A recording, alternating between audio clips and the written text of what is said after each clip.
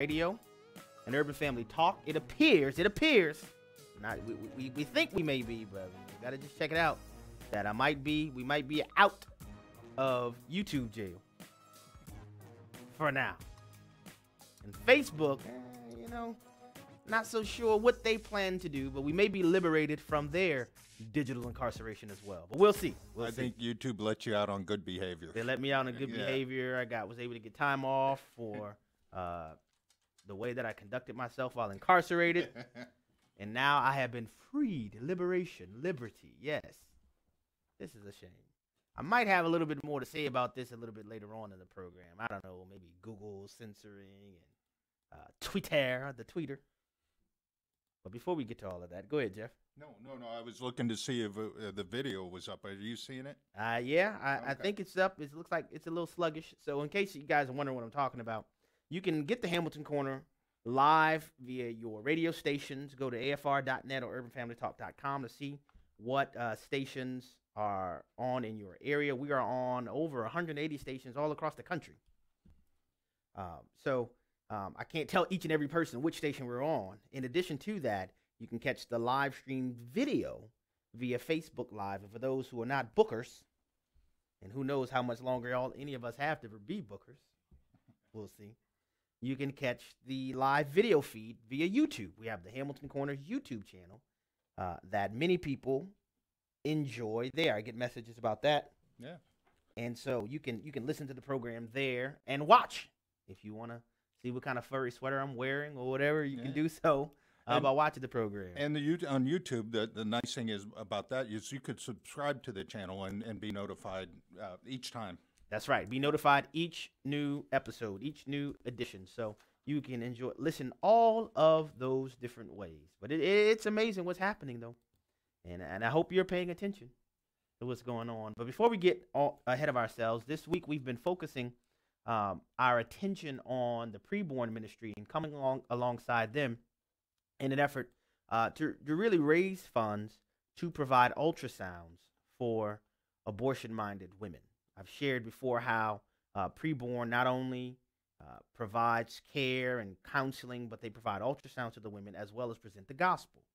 We believe with everything in us that this is a worthy ministry. Our goal here is to provide 3,000 women with ultrasound so that we can hopefully save 3,000 babies. I don't need to tell you guys. You guys are well aware of the onslaught of really babies that are being slaughtered. And quite frankly, I tire of the reference to what is literally infanticide or baby murder as abortion, because really it's a euphemism to try to soften the blow of what's really happening. When you consider the fact that they use these forceps to enter the amniotic sacs and rip these babies from limb, and then you have the grotesque realization that was exposed by David DeLayden and company, that they even discuss the sales of the body parts post-abortion. I mean, it's literally a disgusting phenomenon that, if you're like me, that it causes an internal revulsion that says, I got to do something about this. Well, you have an opportunity to do that right now. $28 will provide one ultrasound. That's these days, that's a Chick-fil-A drive-through trip. You can skip one of those and provide an ultrasound for an abortion-minded woman. 80% of abortion-minded women, upon having an ultrasound where they're able to see their baby for the first time or hear the heartbeats of their babies for the first time, 80% of the time, those women choose to deliver those babies. So it's something that I have to tell you that it has gripped my heart. The culture of death that percolates in our nation right now is absolutely sickening. And so this is something that may appear to some to be small, but I can tell you, to those individual families, this is literally a life-changing opportunity. In addition to what I just shared, and I haven't talked much about this yet, there may be some of you who are listening that you may be able to provide an entire ultrasound machine. Preborn works with over 500 pregnancy resource centers, Christian pregnancy resource centers across the country. Some of them don't yet have ultrasound machines. You may be able to write a $15,000 check to purchase those machines. We would love for you to do that in this particular campaign, because our hope and our goal is to not day after day come on here, come on the program, highlighting the bad news, tell you about all the ridiculous things that are going on without providing an opportunity to do something about it. And so this is something that you and we all can do together. So I would encourage you, if you would like to support this ministry, you can do so by calling 877-616-2396. That number again is 877-616-2396, or you can go to afr.net and it gives securely right on the website. Again, afr.net. Now, we're going to turn today for the scripture to begin the program to the Gospel of John. John chapter 18, verses 1 through 8 is what I'm going to read. And just as a bit of an overview, not obviously. I say obviously sometimes when I shouldn't. The Gospel of John was written by John, the beloved disciple, the one to whom Jesus entrusted Mary when he was on the cross. And the primary, if you read the entire Gospel, you'll see very clearly one of the primary purposes of John's writing was to convey the divinity of Jesus Christ, the pre-existent Jesus Christ. Right at the beginning of John, right in the first chapter, the first verse, in the beginning was the Word, and the Word was God, and the Word was with God. Right at the beginning, John is announcing, boom, right on the scene, that this is no ordinary fellow we're talking about. This is the Messiah whom was promised through the annals of the prophets, This is the one whom we have been waiting for. So in that vein, I just wanted to share this, and I pray that this encourages some of you who are listening right now. John 18, I'll read verses 1 through 8, then I'll provide a little bit of commentary. Oh, let me say this. Well, I'll start. When Jesus had spoken these words, what words am I talking about? What words are they talking about? From chapter 17, the preceding verses, Jesus was praying the high priestly prayer, praying that the disciples would be one, as he and the Father are one. And so that's the words that Jesus is referring to. But he says, when Jesus had spoken these words, he went out with his disciples across the brook Kidron, where there was a garden, which he and his disciples entered.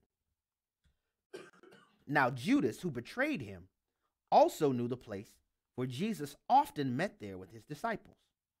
So Judas, having procured a band of soldiers and some officers from the chief priests and the Pharisees, went there with lanterns and torches and weapons. Then Jesus, knowing all that would happen to him, came forward and said to them, "Whom do you seek?" They answered him, "Jesus of Nazareth." Jesus said to them, "I am he." Judas, who betrayed him, was standing with them. When Jesus said to them, "I am he," they withdrew back and fell to the ground. So he asked them again, "Whom do you seek?" And they said, "Jesus of Nazareth." Jesus answered, "I told you that I am he. So if you seek me, let these men go." Oh, man. I can feel the warmth stirring up in my chest as I'm reading this. Clearly, the soldiers who came to arrest Jesus, they didn't know what he looked like, because when they came to arrest him, they just knew because of Judas's snitching, his betrayal, that this was a place where Jesus would go with his disciples. And Jesus knew what was going on. He knew what time it was already. So he initiated the conversation saying, "Who are you looking for?" And they say, "Jesus of Nazareth." They know the name, but they don't know the frame. You get what I'm talking about? And so he yells out, "I am he." Of course, on one hand, he's identifying the fact that I am the Jesus of Nazareth whom you are seeking. But on the other hand, he's making an announcement in front of these soldiers that though I am in a position that many may perceive as being weak, though I have been praying in the garden, and it is time, and I'm aware that it is time for me to fulfill the purpose for me becoming incarnate, I want to make sure all of y'all know that I'm not only a man as you know men. I am he. I am Yeshua HaMashiach. I am the promised Messiah. And just to confirm, this fact for you, that proclamation was responded to by the people who were going to arrest Jesus by doing what? Retreating and falling back. You don't see this in the other Gospels because John is writing from a particular vantage point to let all y'all know. I feel like I'm Birdman. I ain't gonna say it no more. Put some respect on my name. This is the Lord Jesus Christ. And so they responded with falling back, and they were in such disarray. Jesus then confirms that declaration by saying that, wait, who did you say you were looking for? And they said it again. He said, I already told y'all who I am, because Jesus is revealing to them very clearly when he said in another place, no man takes my life, I lay it down willingly. Jesus is letting them know, though you've come with your torches and your lanterns and swords, you have no power to overcome me. The only thing that's going to transpire here in this moment is what I allow to transpire. And here's where I want to encourage you, that at the very moment where the very soldiers and the spectators, they would have perceived Jesus as being in a weak position, they would have perceived the disciples being in a spot of weakness, the evidence of the strength of our Lord is made clear, abundantly clear for all to see. And what I am endeavoring to convey to you today, you may be going through a difficult moment. You may be going through something to where, I'm supposed to be an heir of Jesus Christ, but why is this befalling me in such a way? Can I let you in on a secret? Sometimes many of us as believers, we spend too much time, or should I say we spend lots of time trying to position our lives in such a way where we no longer have to trust God for anything. We profess to be believers and dependent on the Lord, but we really like to have a life where we really don't need him. We don't like to be reminded that we actually do need him. And God is so good. He loves us so much that he won't allow us to continue on with stinking thinking. And so sometimes we may find ourselves in difficult positions because the Lord wants us to be reminded, say, hey, don't forget me. That's why in Deuteronomy 8, the Lord, through Moses, warned the Israelites, listen, I know you're trusting me when you're wandering in the wilderness, but when you get a home state, when you get a homeland and your bellies get full, that's when the temptation to abandon me arises. And many of us know that the times in our lives that we have the most vibrant and robust prayer lives is only when we're facing difficulty. My encouragement to you, if you are going through a position of difficulty, is to remind you that he who is in you is greater than he who is in the world. Just as it was with Jesus in the garden at the moment of his arrest, where it was perceived that he was in a weak spot, he proclaims, I am he. And the policemen fall back. and they're in such disarray where they couldn't even proceed to arrest Jesus without him helping them to do so.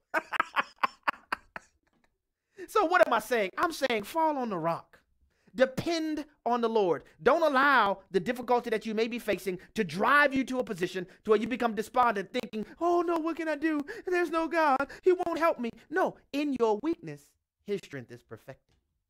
In the times that you have exhausted your capacity, all you have done is created a platform for omnipotence to be displayed on your behalf. So instead of kicking against the prick, let us lean on the Lord in the difficult moment and then learn the lesson of the difficult moment that Jesus reveals to us in John 15. He is the vine. We are the branches. Apart from him, we can do nothing. That's not saying we can't perform activities. It's saying that we can't perform anything that has eternal significance. So let us simply, if that's the case, why do we need to be put in a position where we need to say, in case of emergencies, break glass to depend on him? Let's just depend on him from the onset. If you're a millionaire or you're a dollaraire, let's depend on the Lord. If you have billions or if you have ones, let's depend on the Lord. Because depending upon him, leaning into the vine, is how the branches get nourishment. I am he, and the arresters fall back.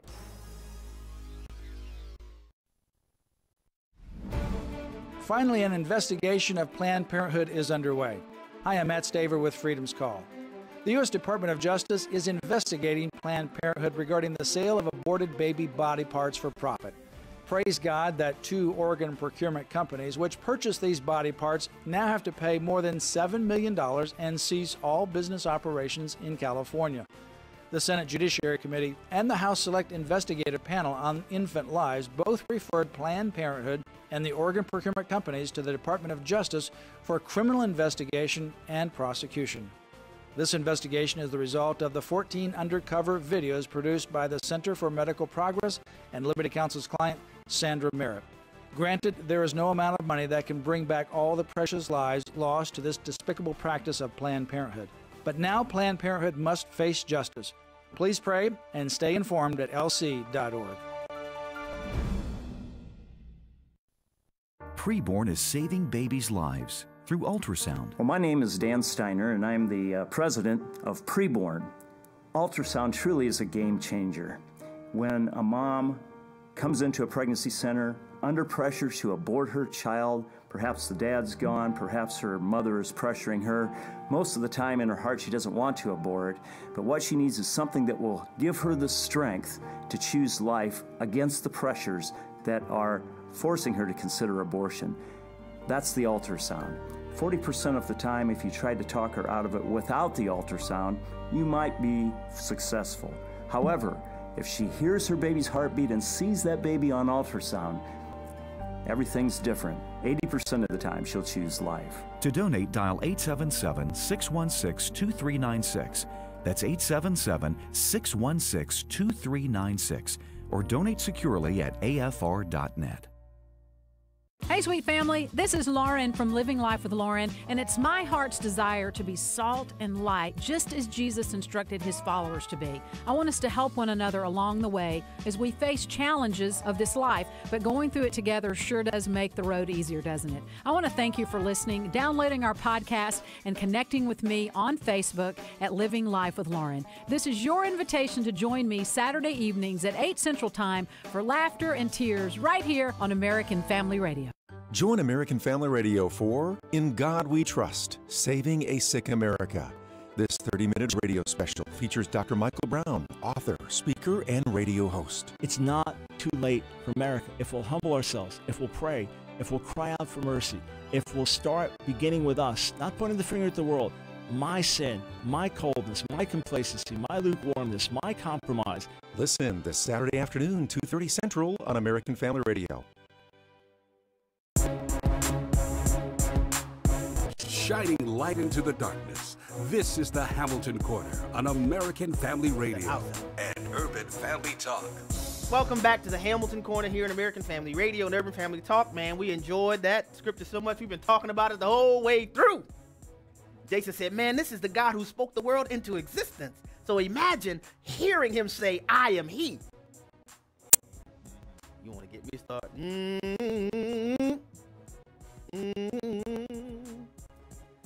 But thank you all for tuning in. I have some stuff. I've been trying to get to this and haven't been able to do so. Of course, you've been hearing lots of discussions in the media lately about the president, the negotiation, DACA, things of that nature.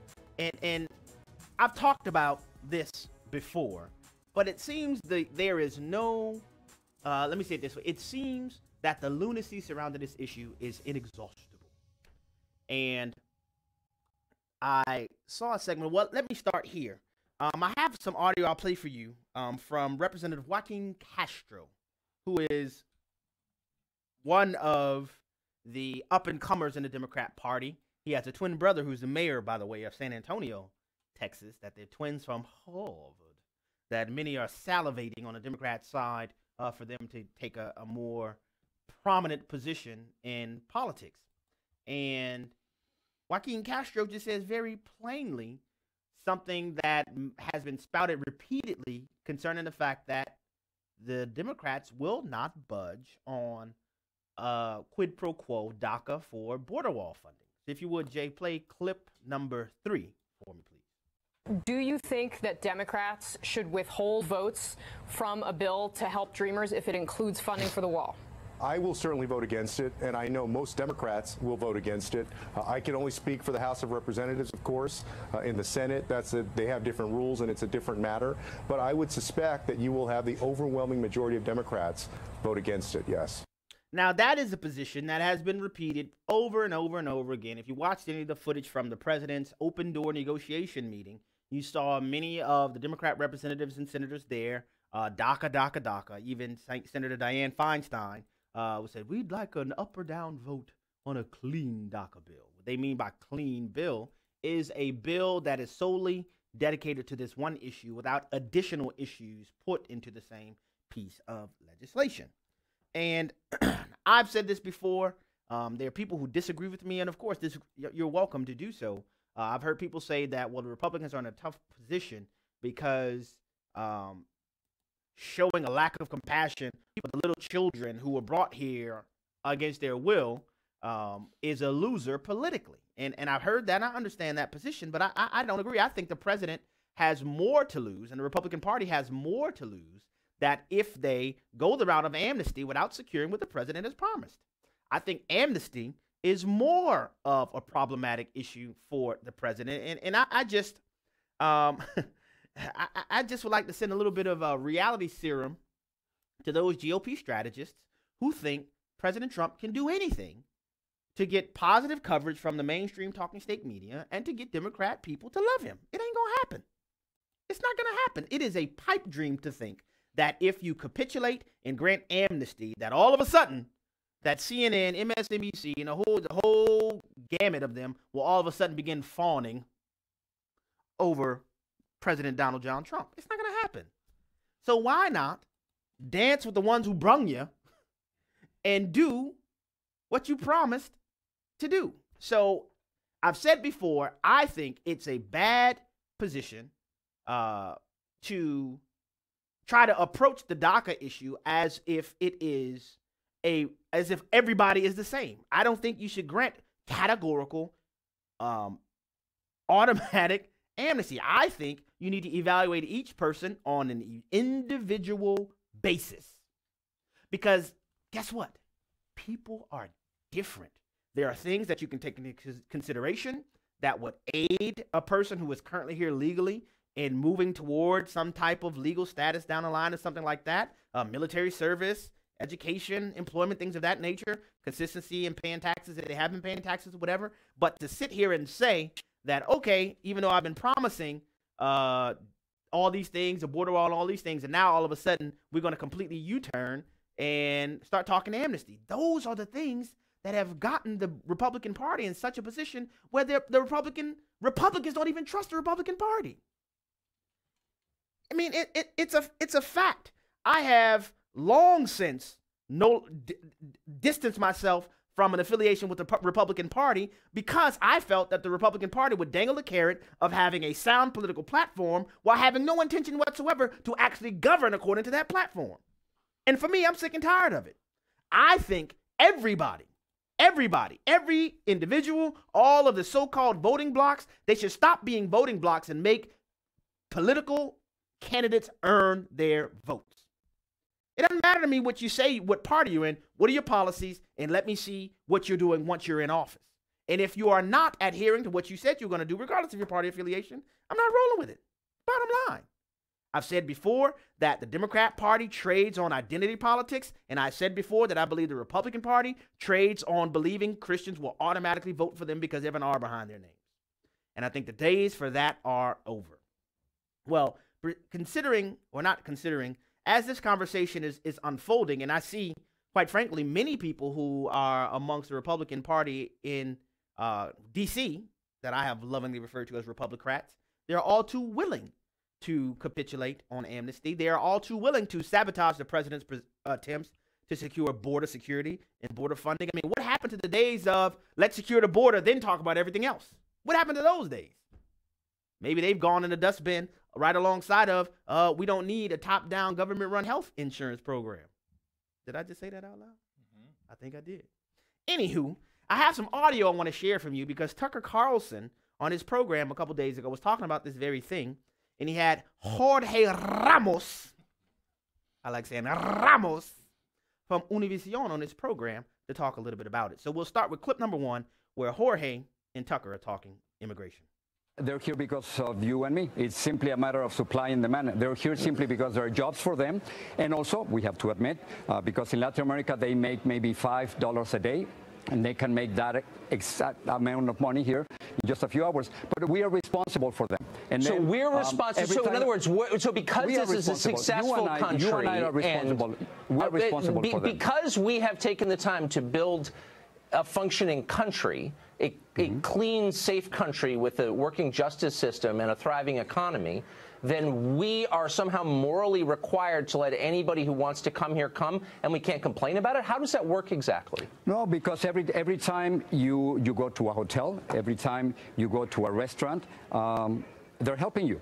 They are working for us. No, they're not working for me. They're working for companies that want to pay less. That's why they hire them, and the owners of those companies make a lot of money, and we get to pay higher taxes in order to support them living here.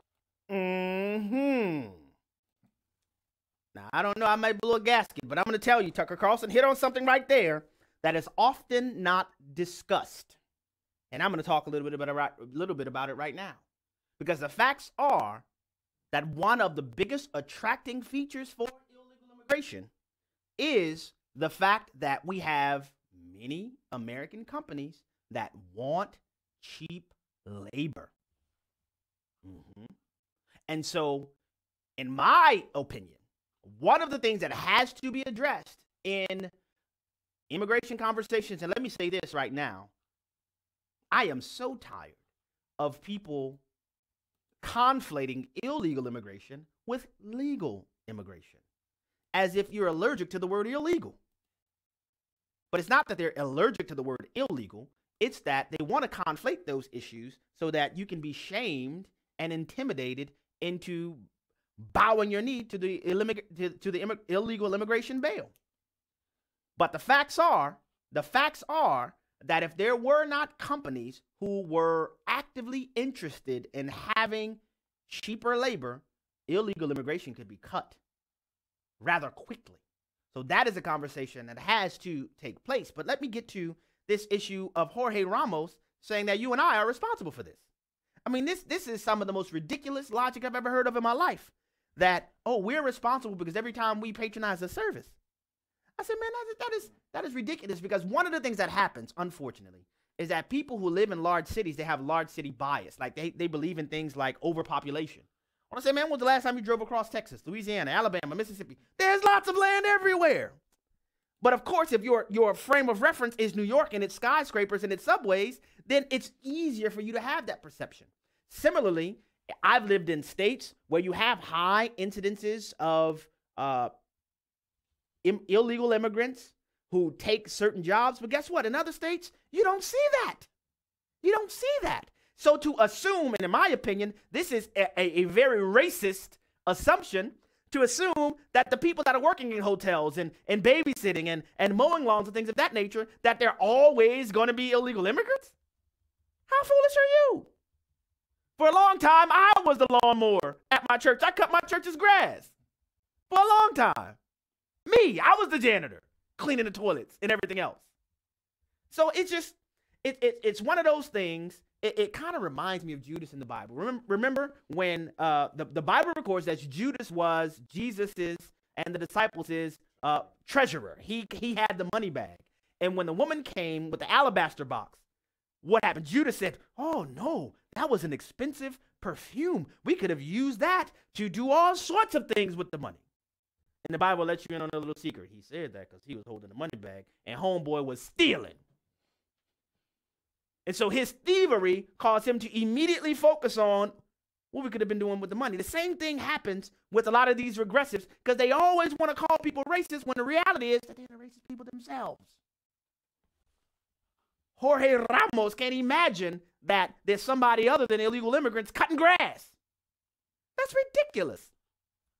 But wait, there's more. Let's go to clip 2, because this is, I'll just let you hear the clip, then I'll get into it. Go to clip 2 with good old Jorge.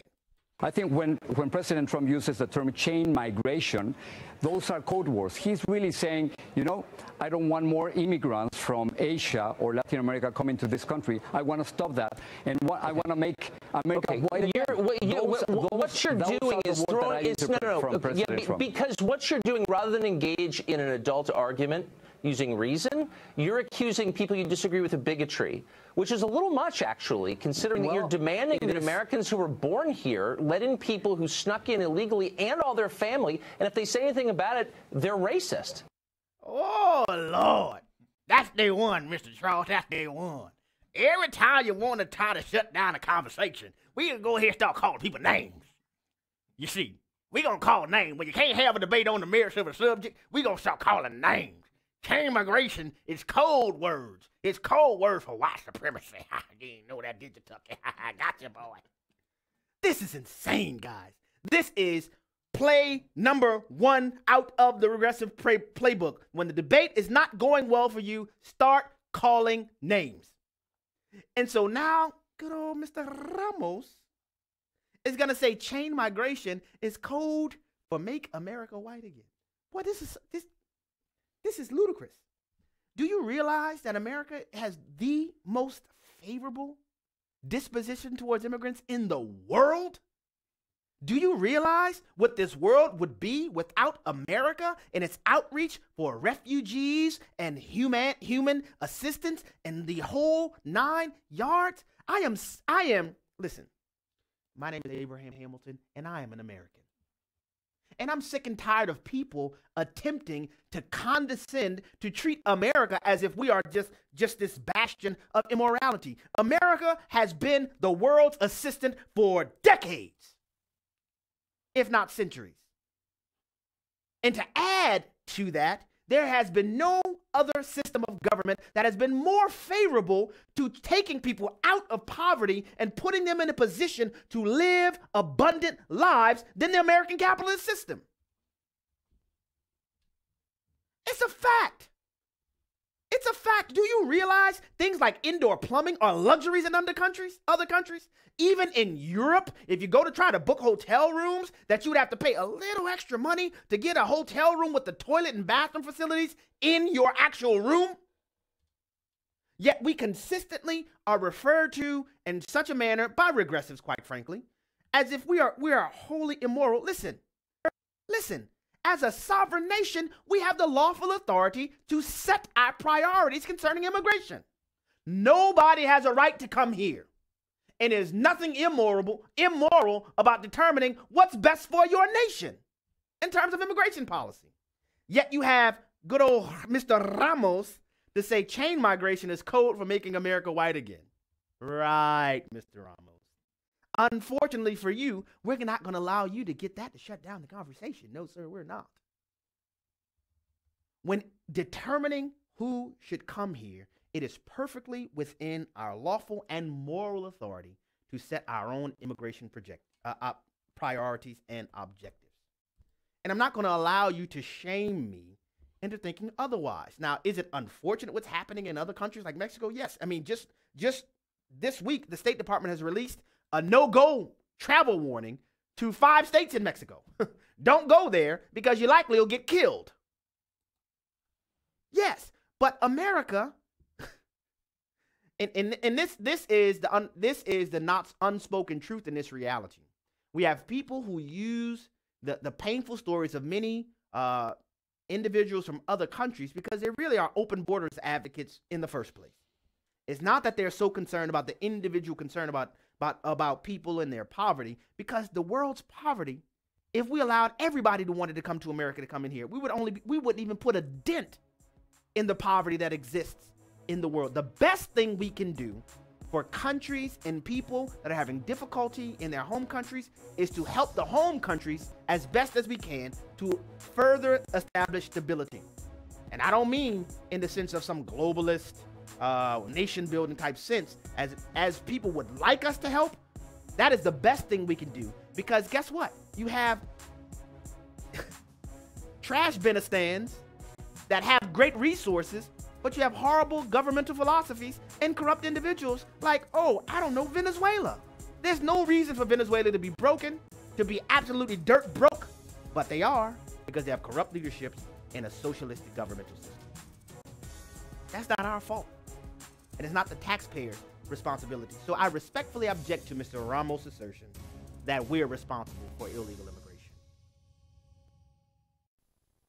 Here's some great news. If you missed the deadline to sign up for health insurance, or more importantly, if you signed up for a plan that you're just not happy with, you still have a choice. It's called MediShare. MediShare is a Christian healthcare sharing program that's been around for 25 years, and they have hundreds of thousands of members all across the country. And get this, over the years, MediShare members have shared more than $1 billion of each other's medical bills. Best of all, you could save a lot of money with MediShare. The typical savings for a family is about $500 a month. Your savings could be more or less, but think about what you could do with that extra money.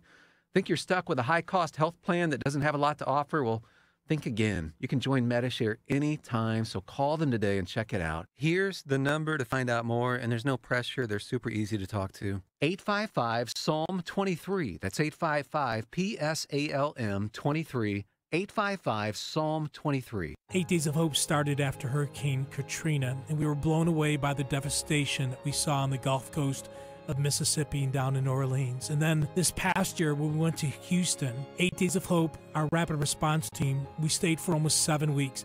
We had never seen hundreds of thousands of families waiting for somebody to come and help them. And now you get a chance to be the hands and feet of Jesus. March 10th to March 24th, 8 Days of Hope is going to do its first ever back-to-back trip. 8 Days of Hope, 14 and 15. It's free. All you have to do is get to Houston. We provide the food and lodging, a couple great-looking T-shirts. We're looking for skilled professionals, people who know how to work with their hands, and maybe they do this for a living. We're also looking for people that are less skilled, but are still looking to be a part of something way bigger than just themselves. Go to 8daysofhope.com for more information, 8daysofhope.com. Come be a part of the largest rebuilding trip ever planned by 8 Days of Hope. Go to 8daysofhope.com for more information, 8daysofhope.com. Hello, Americans. I'm Todd Stearns with news and commentary next. Last December, Democrats said President Trump's historic tax cuts were a monumental brazen theft from the American middle class. Nancy Pelosi called it Armageddon. Yet in spite of the political fear-mongering, the tax cuts have actually benefited the middle class. Hundreds of companies are raising wages, increasing benefits, creating new jobs. That stands in stark contrast to economic policies enacted in states run by the Democrats. In January, 18 states and 20 cities implemented mandatory minimum wage increases. As a result, many businesses, mostly in the food industry, have been forced to lay off workers. Red Robin just announced they're eliminating bus boys. Chili's and Applebee's have replaced servers with tableside tablets. And Jack in the Box is testing technology that would replace human cashiers with robots. Republicans create jobs, Democrats destroy jobs. Just something to remember in November on Election Day. I'm Todd Stearns. The Hamilton Corner podcast and one-minute commentaries are available at afr.net and urbanfamilytalk.com. Back to the Hamilton Corner on American Family Radio and Urban Family Talk. Welcome back to the Hamilton Corner here on American Family Radio and Urban Family Talk. We will open the phone lines this segment. If you want to participate in the chatter du jour, you are welcome to call 888-589-8840. That number, once again, is 888-589-8840. But before we get to the phone lines, I want to share this story. Actually, there's a couple of stories all connected. I'll try to do it as quickly as I can. Google, the subsidiary of Alphabet, you know, one of those corporations that's pushing toward a $1 trillion valuation in 2018. Yeah. They have been called to the carpet because of their new fact check feature almost exclusively targets conservative sites. So what do I mean? What am I talking about? Well, if you go to Google, and by the way, if you don't know, if you're new to the program, I've shared with the listeners many times over that I don't use Google because I don't like the way that they do BitNAS. I don't like it. And so I use a search engine called DuckDuckGo because I'm just not, I don't want to do Google tracking my behavior and attempting to monetize my searches and things of that nature. So I don't use them. I use DuckDuckGo. But Google, the largest search engine in the world, they have added a fact-checking feature that when you search for a site, there's now a box that'll pop up that'll tell you, oh, by the way, this site does this. And these are some claims that they've made that have been proven to be false. And it almost exclusively highlights conservative sites and Christian sites for targeting. And to add insult to injury, their fact-checking service is often wrong, saying that the site has made assertions that they have not made, yet they do not go to the lengths of correcting that error. It just leaves the impression that this conservative site is not to be trusted. But when you put liberal sites in the search engine, guess what?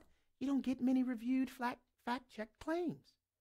And so Google is now being exposed for for exclusively targeting conservative sites with its fact-checking feature. And then we have this little ditty from Twitter. If you would, Jay, would you play clip number 5? What is Twitter's tactic when it comes to censorship? One strategy is to shadow ban so that you have ultimate control. The idea of a shadow ban is that you ban someone but they don't know they've been banned because they keep posting but no one sees their content. So they just think that no one's engaging with their content when in reality no one's seeing it. Shadow banning is a way of blocking users from a social media platform without notifying them. Tweets from a shadow banned user still appear to their followers, but don't show up in search results or anywhere else on Twitter. That's right, ladies and gentlemen. Twitter has been exposed now through another James O'Keefe special with Project Veritas, his organization, where they've conducted a host of undercover interviews with Twitter employees and former employees, where they admit to shadow banning and censoring conservative Twitter users. And they execute this shadow banning tactic by identifying the conservatives, identifying the Christians, cutting off their access to send their information to their Twitter followers, while they're just posting away, but not having the same amount of interaction with their digital and social media engagement that they expected. But they don't know what's happened because they have been shadow banned. Just to add to the discussion here, let's give you a little bit more from one of their programmers who was responsible for highlighting material that they deemed unfit for Twitter users. Go ahead and play clip 4, please. Let's say if it was a pro-Trump thing and I am anti-Trump, I was like, oh, I banned this whole account. It'll go to you, and then it's at your discretion. And if you're anti-Trump, you're like, oh, you know what, Mo was right, let it go. Oh, so it wasn't automated. It was a user and services person would deem it pro-Trump and take it down. For example, if it was, they said, oh, this is pro-Trump, I don't want it because, it offends me, this, that. I say, I ban this whole thing, and it goes over, and you're like, oh, you know what, I don't like it too. You know what, Mo's right, let's go. That's it. You're like, Mo's right, let's carry on. What's next? So I flag something, it's going to go by you. Correct, and then, you look at it, you're like, oh, hey, this is pro-Trump, and this might be like, oh, I don't like it. Yeah, so on the reverse of that, they would just let a lot of the, I guess, left-leaning or liberal stuff to go through unchecked. It comes through check, and then I'll be like, oh, you know what, this is okay, let it go. So you heard it right from, and that was Mo. I can't pronounce his last name, but I posted this Project Veritas undercover video. It's about 15 minutes long. I couldn't play the whole thing on the program on the Hamilton Corners Facebook page. I urge you to go there and check it out and share this information with your friends to where it wasn't even an automated process, that they are actively engaged in censoring conservative viewpoints. And so to connect the dots here, consider this story, what I'm talking about, Twitter censoring conservative views, Google involved in it, and added into the conversation we had earlier this week with the titans of tech having these orgiastic parties month by month, to where their commitment to innovation leads them not only to want to break the barriers of technology and innovation. If they can rule and change the world in tech and innovation, why can't they rule and change the world in social interaction? We have to tie these things together. So to say it simply, I don't know how much longer you're going to be able to get Facebook Live and YouTube live streaming videos for this program, because you have forces that are actively engaged in attempting to eliminate particular viewpoints from discourse. And listen, I don't care whether you are conservative, libertarian, regressive, whatever. No matter where you are, you should care about this. You should care about this, because what is America if not the beacon for free speech? What type of populace and what type of future will we have if we cannot interact with disagreeing, diverging viewpoints? As promised, I'll go to the phone lines. We'll start in Greenville, North Carolina. Thank you all who are holding on the phone right now for holding and being patient as you have been. We'll go first to Teresa in Greenville. Thank you for calling the Hamilton Corner. Welcome to the program. Thank you, Brother Abraham, just for being there. As a sister in Christ, I'd like to tell you that I love you very much. You are a unique individual, and you seem to have a very intuitive, clear look into what's really happening in America. Oh, thank you for that, Teresa. Oh, you're certainly welcome. Please tell your parents they raised a great son. The immigration issue is so difficult because we're a nation of immigrants. Mm-hmm. I like the fact that you don't hyphenate your Americanism with your race and then American. But once we formed a nation and those people agreed to the laws, they dropped the fact that they were Irish or Italian or whatever, and we all became Americans. And it is our moral duty to protect our borders from other people that would seek to do us harm. And it seems like the average little people like us are the only ones that seem to truly understand that. Thank you. That's scary. Yeah, it is scary. Thank you, Teresa, for your call and for your comments. And yes, we are a nation of immigrants, but as a nation, we have the right to distinguish legal immigration from illegal immigration. And listen, most of you listening, you know I have immigrants in my family, legal immigrants. I have legal immigrants in my family that had to flee the war-torn nations of Nicaragua. I have that in my own family. But when we cease to be a nation of laws, and I've said this before, that I believe that the entire DACA conversation is just an initial offering to an ultimate pursuit of amnesty across the board, because we cannot forget that the original presentation of DACA was a part of a larger DREAM Act that sought an amnesty pursuit across the board.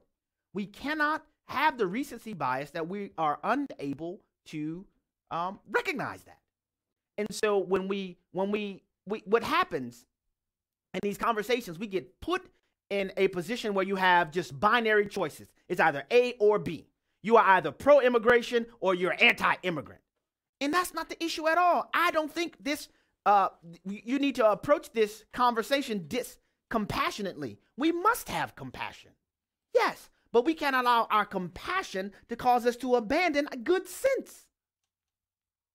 To categorically conclude that an entire group of people who are in the country illegally, right, to categorically conclude that everybody has to be legalized is an unwise proposition. I also think it's an improper proposition to just say, oh, we just kick everybody out. And I don't think that's the route that we have to go either. It's not either or, but we're put in these binary positions because we have people who want to manipulate us into thinking the way that they want us to think. Back to the phone lines. We'll go next to Mobile, Alabama, where Kim is on the line. Kim, thank you for calling the Hamilton Corner. Welcome to the program. Yes, sir. Hi, Brother Abraham. A few minutes ago, you played a clip with Tucker and Jorge. Yes.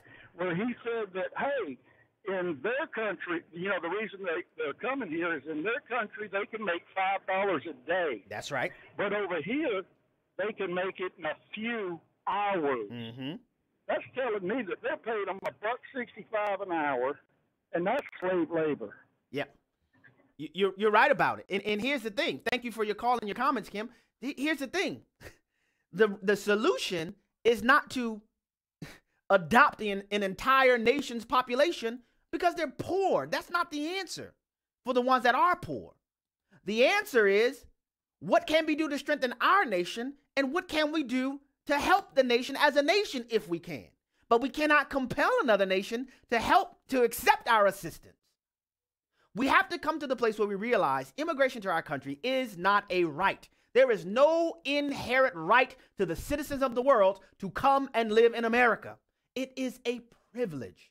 And just as I, as the owner of my home, get to set the standards for who gets to come into my home, and much of the consideration for who comes into my home will be based on would it be good for my home or bad for my home.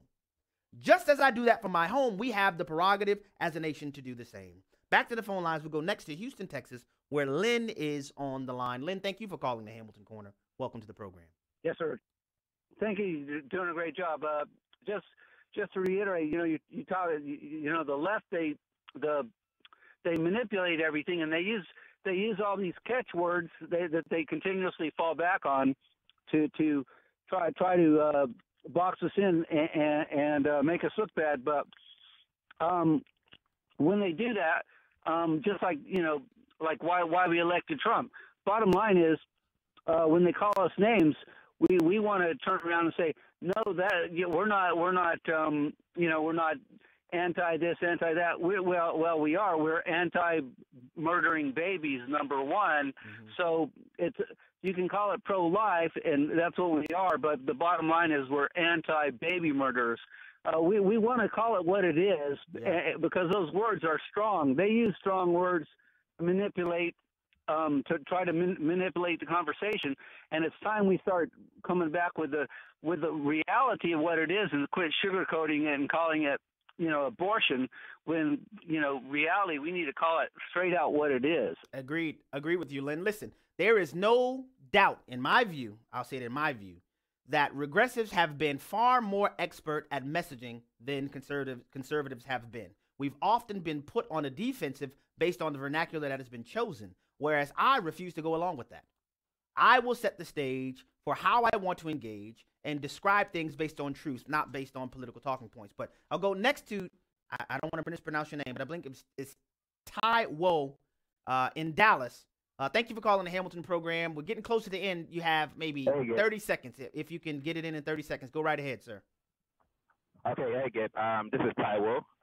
I'm an immigrant from Nigeria. Okay. A legal immigrant. And it took me 19 years to get to this country. Mm-hmm. And, you said an illegal immigrant? A legal immigrant. Okay. Go ahead, yes, sir. Yeah. Yes, sir.